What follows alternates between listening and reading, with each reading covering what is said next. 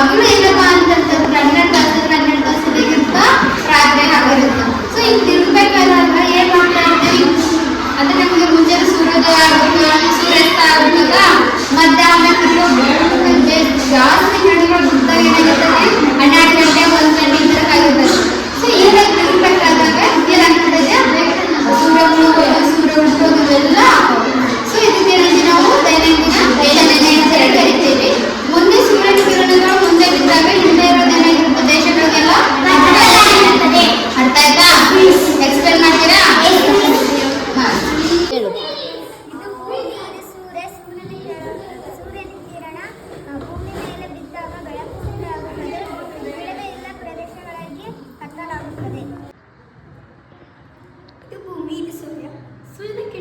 ಕಿರಣಗಳು ಭೂಮಿಯ ಮೇಲೆ ಬಿದ್ದಾಗ ಬೆಳಕಾಗುತ್ತದೆ, ಬೀಳದೇ ಇರುವ ಪ್ರದೇಶದಲ್ಲಿ ಕತ್ತಲಾಗುತ್ತದೆ.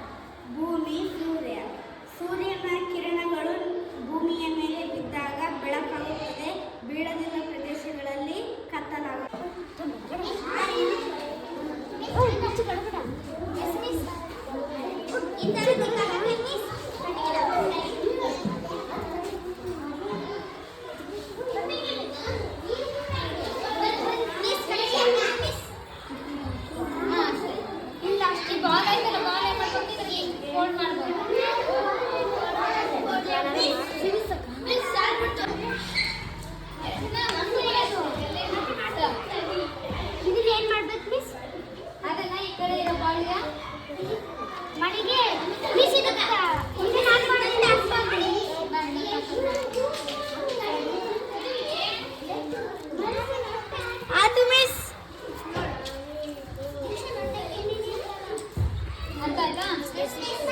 ಇವಾಗ ಏನಪ್ಪಾ ಅಂತಂತಂದ್ರೆ ಇದಕ್ಕೇನು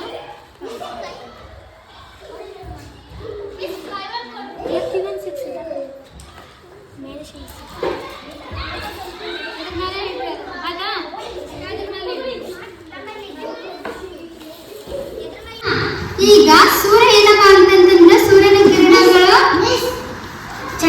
ಭೂಮಿ ಮೇಲೆ ಇದ್ದಾಗ ಏನಾಗಿರುತ್ತೆ ಪೂರ್ತಿ ಹಗಲಾಗಿರುತ್ತೆ, ಹೌದಾ? ಈ ಭೂಮಿ ಮೇಲೆ ಇದ್ರೆ ಒಂದು ಭಾಗ ಬೆಳಕಿದ್ದ ಕಾರಣ ಇನ್ನೊಂದು ಭಾಗ ಏನಾಗಿರುತ್ತೆ ಕತ್ಲ ಆಗುತ್ತೆ. ಆ ಕತ್ಲ ಆಗಿರ್ತೈತಲ್ಲ, ಕತ್ಲ ಆದಾಗ ಏನ್ ಮಾಡ್ತಾನ ಅಲ್ಲಿ ಚಂದ್ರ ಕಾಣಿಸ್ತಾನೆ ನಮ್ಗೆ, ಹೌದಾ? ಸೊ ಇವತ್ತು ಯಾವ ದಿನ? ಹೌದು, ಇವತ್ತೇನಪ್ಪಾ ಅಂದ್ರೆ ಚಂದ್ರ ಪೂರ್ತಿಯಾಗಿ ಕಾಣಿಸ್ತಾನಲ್ಲ. ಆ ಚಂದ್ರ ಪೂರ್ತಿಯಾಗಿ ಹೆಂಗ್ ಕಾಣ್ತಾನಪ್ಪಾ ಅಂತಂತಂದ್ರೆ ಸೂರ್ಯನ ಬೆಳಕು ಏನ್ ಮಾಡ್ತದಪ್ಪ ಅಂತಂದ್ರೆ ಕಿರಣಗಳು ಚಂದ್ರನ ಮೇಲೆ ಏನ್ ಮಾಡ್ತಾವ ಪೂರ್ತಿ ಬೀಳ್ತಾವ.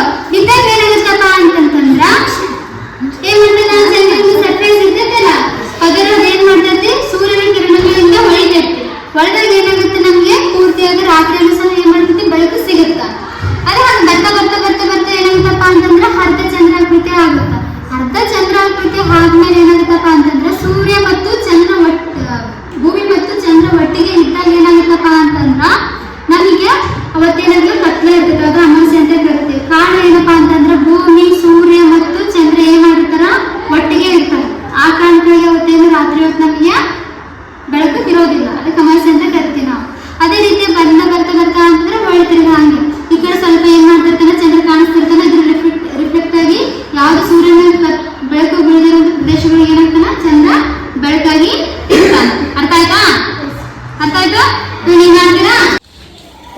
ಇದು ಭೂಮಿಯ ಸುತ್ತ ಚಂದ್ರ ತಿರುಗುತ್ತಿದ್ದಾನೆ. ಇದು ಸೂರ್ಯ, ಭೂಮಿ, ಚಂದ್ರ. ಸೂರ್ಯನ ಕಿರಣಗಳು ಚಂದ್ರನ ಮೇಲೆ ಬಿದ್ದಾಗ ಹುಣ್ಣಿಮೆ ಆಗುತ್ತದೆ. ಪೂರ್ತಿಯಾಗಿ ಬಿದ್ದಾಗ ಹುಣ್ಣಿಮೆ ಆಗುತ್ತದೆ. ಬರ್ತಾ ಬರ್ತಾ ನಮಗೆ ಅರ್ಧ ಚಂದ್ರ ಕಾಣುತ್ತದೆ. ಸೂರ್ಯನ ಕಿರಣಗಳು ಸೂರ್ಯ, ಭೂಮಿ, ಚಂದ್ರ ಮೇಲೆ ನೇರವಾಗಿ ಬಿದ್ದಾಗ ಅಮಾವಾಸ್ಯೆ ಆಗುತ್ತದೆ.